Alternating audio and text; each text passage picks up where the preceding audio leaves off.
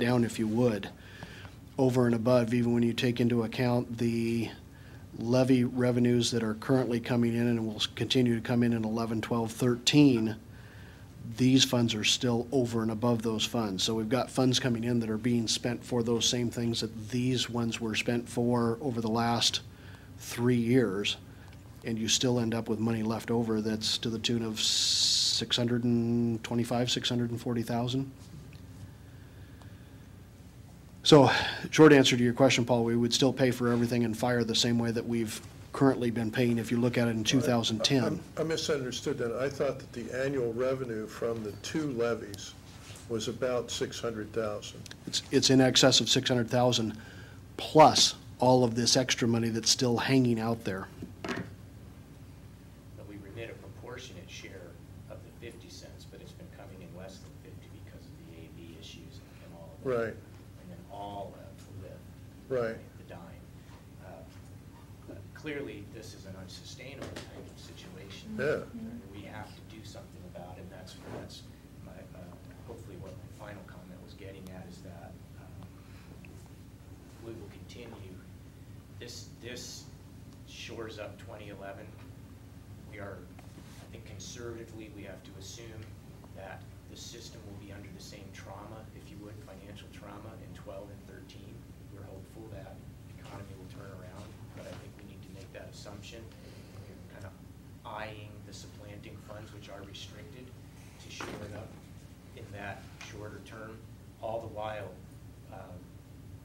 discussing with the system partners how it is that we're going to have a viable system and maintain the appropriate level of service in the community moving forward. Especially because, as I understand it from the 2008 discussions, we had the most expensive ALS service in the county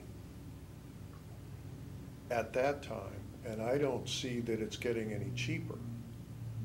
And so I'm a little concerned that it's not only is it unsustainable, but that it's one of the reasons it's unsustainable is that it's really at a luxury level compared to the rest of the county in terms of cost. We may need to look at the level of service or the unit cost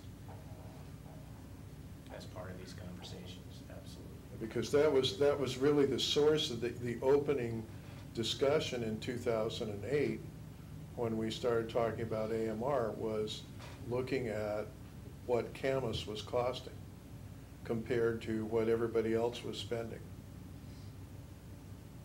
Yeah, what comment was made, are we getting the best bang for our buck? And that came up to show that AMR's paramedics and the way they operated were much less expensive than the Cadillac version. Chief? Yes, one of the things that we do get out of that, though, is we do get 2 full-time firefighters. It's just not an AMR unit within the city. So if you look at that, you know, it might be money well spent then, having the 2 additional, total of 6 firefighters that are housed out of there, 2 a day per shift. So if you look at that, it's, you know, it's $100,000 a piece, so there's 600,000 right there that, you know, firefighters we don't have to have, the city doesn't have to hire. Yeah, but you can't put them on a truck. They respond to our structure fires. You bet we can. One of the things we're looking at with Station 39, or 39th and Evergreen, is that put a washer blade in there. Camas people respond to that. I mean, that, yes? John? Could we also get maybe a rundown of what Camas is on this as well? I mean, if we're looking at an unsustainable model, are they looking at the same thing? And that would be a question I would have. And the other thing is, maybe I'm just gun shy, but I really don't even want to touch this AMR issue again. I just, after the last thing we went through, and it being used as a negotiation pawn. What portion do you want to touch then if this thing isn't sustainable? I want Camas at the table.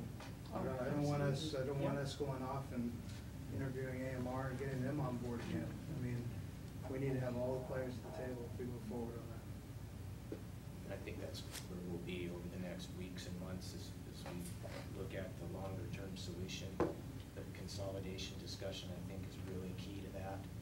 Depending on what happens with that will inform what direction we go, because if we're consolidating, then we're looking at the entire system, all of its components. Sure, there are sort of separate funding mechanisms and buckets, but after Paul does his analysis and we kind of see where we're at, we'll have better information to inform it. But you know, in the shorter term, if we want to maintain the current level of service that we have, leveraging these supplanting dollars in the restricted fund looks like the best viable solution, at least for us, to help maintain that level of service in the community. To maintain our level of service. And then I had one other question, it kind of slipped by very quickly. East County Fire and Rescue is withdrawing from the EMS consortium? No. Yeah, I They- overstated that. They were East County Fire and Rescue for the last 2 years since they finally passed their levy after 2 years of not passing it. We're contributing an additional $500,000 a year to basically purchase 5 additional paramedic firefighters for the system.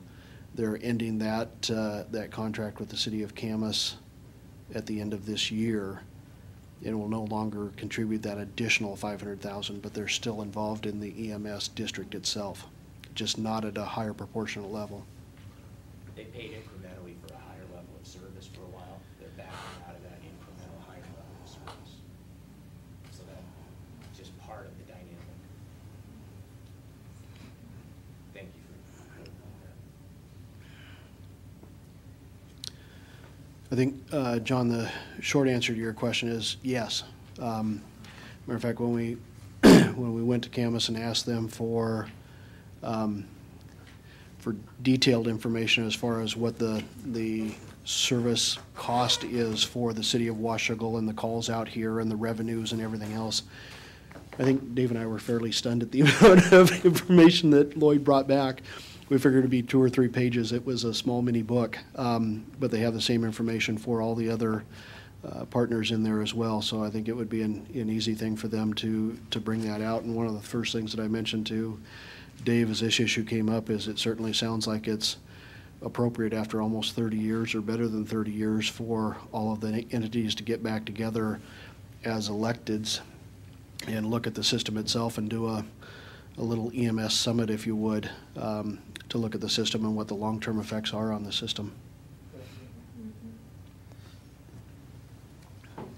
Other questions on this item? I want to make sure that everybody gets a chance to ask any questions you've got. It certainly, you know, where our desires are as far as service levels, impacts our partners to the west in a great degree as far as what they're doing funding-wise and budgeting-wise and what they're planning for manpower-wise as well. And they've got a lot more work to do than we do on that side. So if there's a lot of heartache over this, or if there are a lot of other questions out there, we certainly want to get them answered for you as quickly as we can and as appropriately as we can.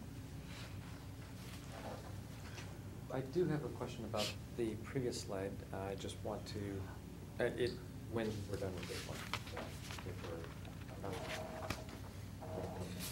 With regards to slide 21, I know we just briefly mentioned that we would continue to fund community support services. Is there any change here from the last